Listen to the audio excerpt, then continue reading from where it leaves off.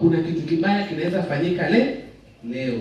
Kwa hivyo unakuwa na excess anxiety. However, in the world and in Kenya, very many of us have anxieties.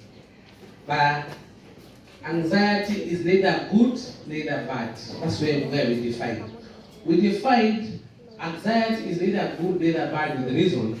It is that anxiety which makes you wake up to go to class. Because you're having anxiety that if you don't wake up early, you'll be late. You'll be late, isn't it? That is a good anxiety. That is a healthy anxiety. But when you're having anxiety, mtihani umeletwa mpaka huwezi kufanya mtihani, unatetemeka, unajikojolea, unashindwa kutembea, that is abnormal anxiety. So you need to go and see psychologists to be able to help you so that you can be able to perform. Sasa, you can be able to face the stress of exam with no fear. So you realize some of the signs and symptoms of anxiety are feeling nervous and restless and tense. And this is when unapata moyo wako unadunda. I know, nimesema kwamba in Kenya and the world, very many of us suffer from anxiety. There are those who suffer from anxiety of heights.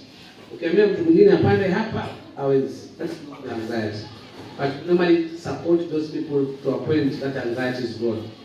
Kuna wengine ukimwambia apande hapa kwa mabati juu, hawezi. That is what you call anxiety.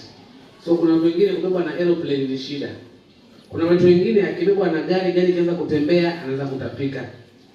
That is anxiety.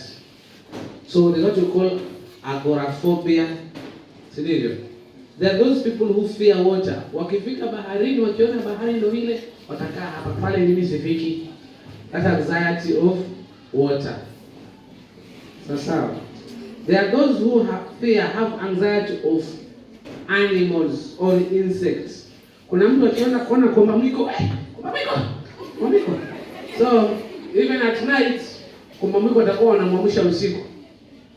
Komba mwiko alikuwa amemwona asubuhi lakini komba mwiko bado yuko kwa kitu. That is anxiety, which also is an abnormal one that you need to work with them to be able to support you. There are those people who have done exam from KG1, PP1, up to primary. Now you are in second. But ukishasikia exam, lazima mikojo itoke. Lazima ujikojolee. Then it means you're having anxiety. That one can be managed. At the end of the day, you come out. There are those when you tell them to go in front, and I think I saw it here. There are quite a number of students who have anxiety of standing in front of people. Can you come in front and pray? No, they start something to speak. And you are finished. Because you're having anxiety of what? You're having phobia of people who are your fellow students. That's what they call anxiety. That one you can also help. There are those people who go to church and they're told to read the Bible. It becomes an issue. That's anxiety. But those anxieties can be able to be managed. That's how. So you realize having sense of impending dangers, panics, and restless. And then having an increased heart rate, breathing. And from there, you'll be having a lot of sweat and trembling on your palms. Miguu inatetemeka na mikono inatetemeka because you can't do anything. So you'll find, and I've found a lot of students fail exams because of anxiety. And that's why last year I think I had come here and I had talked to Form 4 about exam, anxiety management before exam, during the exam, and after exam. I think before that you've had exam.